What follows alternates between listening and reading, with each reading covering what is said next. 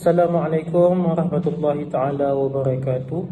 Nama saya Abdul Hadi Abfari bin Zaizmi Kamal Shah daripada Ijazah Sarjana Muda Syariah Gunaan. Nombor metrik I23106766. Okey, saya akan menerangkan tentang pengenalan. McDonald ialah sebuah syarikat makanan segera Amerika yang diasaskan oleh McDonald bersaudara. Dia ada bersaudara lah, Richard dan Maurice, ataupun dipanggil Maurice. McDonald pada tahun 1940 di San Bernardino, California, Amerika Syarikat. So dia dekat Amerika Syarikat lah. Okay. Mereka membuka gerai hamburger yang kemudiannya bertukar menjadi franchise. Seterusnya, Ray Kroc's vision. Apakah vision dia? Okey, Ray Kroc seorang ahli perniagaan yang berwawasan tinggi, yang mana Ray Kroc memperoleh hak franchise pada tahun 1955 dan mengubah McDonald's menjadi fenomena global. So Ray Kroc dia bertanggungjawab untuk menaik taraf dan mengubah McDonald's kepada taraf global. Seterusnya saya akan menerangkan tentang sejarah McDonald's di Malaysia. Okey. McDonald's di Malaysia bermula pada tahun 1982 apabila McDonald's Corporations, rangkaian makanan segera global, membuka di punya cawangan. Pertamanya di Kuala Lumpur. Dekat mana dia buka? Dekat ibu kota Malaysia, iaitu Kuala Lumpur. Ini adalah restoran McDonald's pertama di Asia Tenggara dan ia menandakan permulaan era baharu budaya makanan segera dekat Malaysia. Okey. Kedai McDonald's pertama terletak dekat di Jalan Bukit Bintang, kawasan komersial yang sibuk dekat Bandar Metropolitan Kuala Lumpur. Restoran itu mendapat sambutan segera ataupun sambutan yang hangat oleh rakyat Malaysia, yang mana ingin tahu tentang makanan segera gaya Amerika yang baharu. McDonald's menyajikan pelbagai menu termasuk Burger Mac ataupun McChicken dan sebagainya, kentang goreng, susu kocak dan minuman ringan. Seterusnya, bahagian-bahagian penting dalam McDonald's terbahagi kepada 5 bahagian. Yang pertama, pemasaran. Yang kedua, jualan. Yang ketiga, kewangan.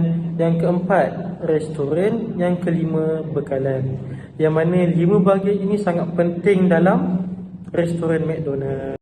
Seterusnya, saya akan menerangkan perincian 5 komponen-komponen penting dalam struktur kita punya McDonald's lah, yang penting. Yang pertama, bahagian pemasaran. Bahagian sales bertanggungjawab untuk memasarkan dan membuat pengiklanan, dan ia juga menjaga untuk mengekalkan pendedahan yang betul dan imej jenama syarikat McDonald's. Dan ia terdiri daripada ketua negara, pengurus pemasaran dan pengurus iklan. Setiap negara mempunyai jabatan pemasaran tersendiri untuk mengekalkan dan pengiklanan di kawasan tersebut. Itu yang pertama. Yang kedua, bahagian jualan bertanggungjawab terhadap tugas dan apa yang mereka jualkan. Ia memastikan dijalankan dengan betul, berkesan. Ia terdiri daripada ketua negara, pengurus jualan serantau. Setiap negara mempunyai jabatan jualan sendiri yang menjaga jualan di rantau ini. Mana kata dalam setiap negara tu ada yang memantau kita punya sales dalam satu company. Okey. Dia berbeza-beza lah ikut negeri dan ikut daerah. Yang ketiga, bahagian kewangan. Bahagian kewangan bertanggungjawab ke atas kewangan, perakaunan dan apa sahaja yang berkaitan dengan wang. Ia memastikan aliran keluar dan masuk, pelaburan dan pengendalian dana yang betul dan telus. Ia terdiri daripada ketua negara, pengurus kewangan dan juga pengurus akaun. Setiap negara mempunyai jabatan kewangan tersendiri yang menjaga hal ehwal wang di kawasan itu.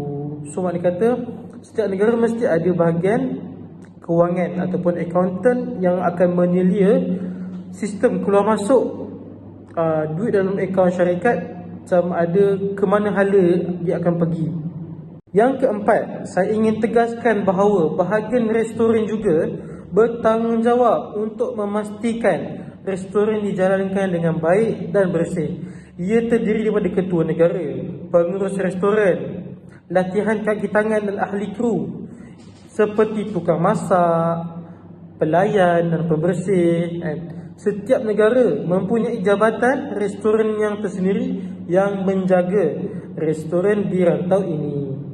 Okey, yang kelima, bahagian bekalan bertanggungjawab untuk memastikan syarikat dibekalkan dengan semua sumber yang diperlukan seperti bahan mentah, bahan makanan dan bahan pembungkusan dalam restoran kena ada.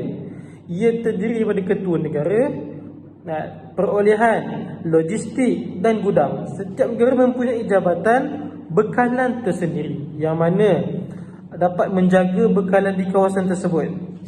Mana kata setiap tempat mesti ada ketua jabatan untuk menjaga bekalan, stok makanan dan stok bahan yang diperlukan dalam satu syarikat tu ataupun satu branch. Terima kasih. Assalamualaikum warahmatullahi wabarakatuh. Hari ini saya akan terangkan 5 masalah persekitaran yang berada di dalam organisasi McDonald's. Iaitu yang pertama, teknologi, yang kedua, kepelbagaian, dan yang ketiga, etika dan takbir urus korporat, keempat, itu perhubungan pekerjaan, dan yang terakhir, yang kelima, iaitu globalisasi. Kita akan masuk kepada bab masalah persekitaran di dalam organisasi McDonald's. Okey, yang pertama iaitu sistem pengiklanan. Okey, McDonald's ini dahulunya melakukan promosi ataupun membuat iklan melalui surat khabar dan poster sahaja. Dengan perkara itu, McDonald's tidak mendapat sambutan. Okey, solusi yang McDonald's buat apabila tidak mendapat sambutan itu, sekarang seperti mana yang kita tahu, McDonald's sudah mula masuk ke dalam peranti media sosial kita seperti TikTok, Facebook dan Twitter. Seperti mana kita tahu, kadang-kadang kalau kita scroll TikTok ataupun Instagram, kita akan nampak iklan-iklan McDonald's. Yang kedua pula, dalam masalah persekitaran dalam organisasi McDonald's ini ialah sistem pesanan. Dahulunya kalau kita perasan, setiap kali kita ke McDonald's, apabila kita hendak membuat pesanan, kita mesti beratur di kaunter. Betul? Apabila kita beratur tu, dia mungkin akan timbul masalah, contohnya seperti beratur panjang dan akan membuatkan pelanggan marah. Okey, solusi yang McDonald's ambil daripada masalah ini ialah sekarang seperti mana kita tahu, boleh order melalui e-apps ataupun boleh drive-thru, ataupun kita boleh sekarang pick up. Order saja di rumah, datang, ambil, terus balik. Okey, dengan benda itu dia boleh memudahkan lagi dan melancarkan lagi proses sistem pesanan tersebut. Masalah yang ketiga dalam masalah persekitaran di dalam organisasi McDonald's ini ialah perubahan organisasi disebabkan oleh kepelbagaian yang tertentu. Okey, pada tahun 1982, McDonald's telah membuka cawangan yang pertama di Malaysia, iaitu di Bukit Bintang, Kuala Lumpur. Tetapi pada waktu itu, McDonald's tidak lagi mendapat persijilan halal daripada JAKIM. Dengan sebab itu, rakyat Malaysia yang majoritinya umat Islam tidak datang ke McDonald's kerana ragu-ragu. Jadi, McDonald's pada waktu itu tidak mendapat sambutan. Okey, pada Februari tahun 1995, pada waktu itu baru McDonald's mendapat pensijilan halal daripada JAKIM.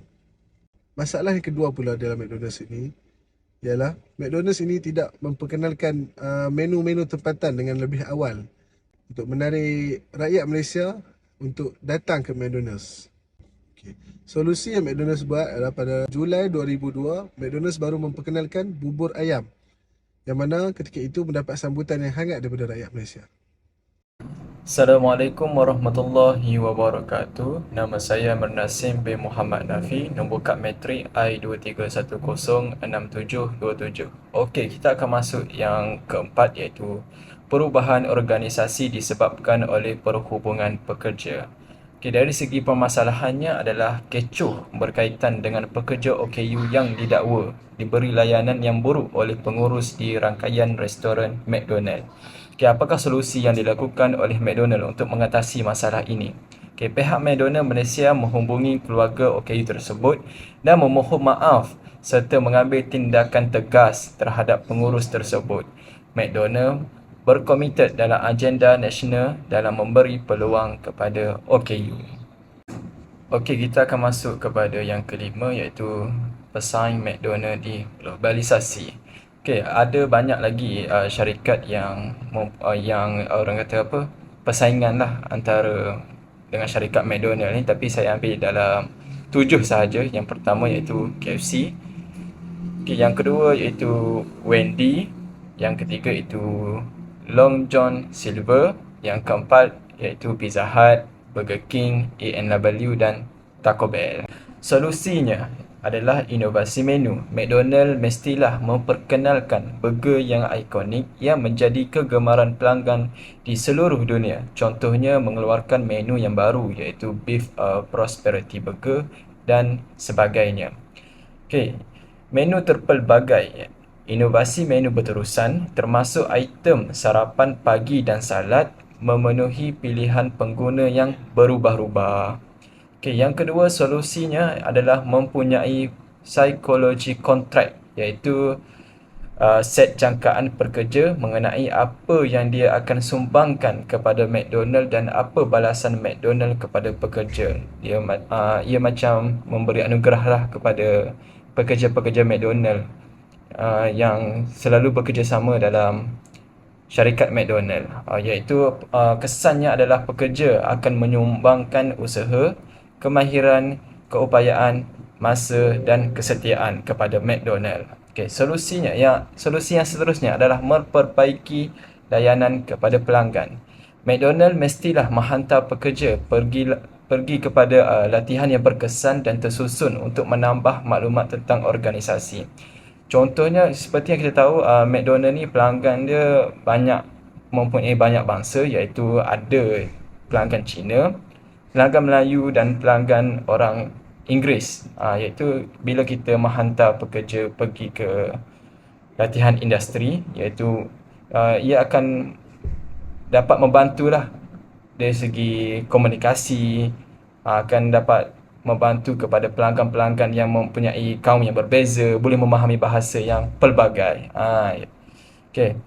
Pekerja haruslah memberi kepuasan kepada pelanggan dengan penuh kemesraan. Okey, kita akan masuk kepada kesimpulan, iaitu kesan daripada perubahan persekitaran organisasi banyak memainkan peranan yang penting bagi mencapai matlamat organisasi. Perubahan dalam persekitaran organisasi ini memerlukan pemahaman yang menyeluruh terhadap persekitaran luaran, termasuk perkembangan teknologi, peraturan dan trend pasaran. Organisasi perlu mengambil pendekatan strategik untuk memperkuatkan keupayaan adaptasi, melibatkan pelaburan dalam inovasi, analisis risiko yang teliti dan pembangunan kepimpinan yang mampu memadu transformasi serta meningkatkan komunikasi dalaman dan membina budaya organisasi yang menyokong perubahan juga merupakan faktor penting dalam merespon dengan berjaya terhadap cabaran perubahan persekitaran. Oleh itu, pihak pengurusan serta pihak berwajib perlulah mengambil cakna dan memberi perhatian yang penuh kepada perubahan persekitaran, kerana ia amat mempengaruhi nilai tambah keberkesanan dalam membawa organisasi ke arah yang lebih cemerlang. Itu sahaja daripada saya. Sekian, terima kasih.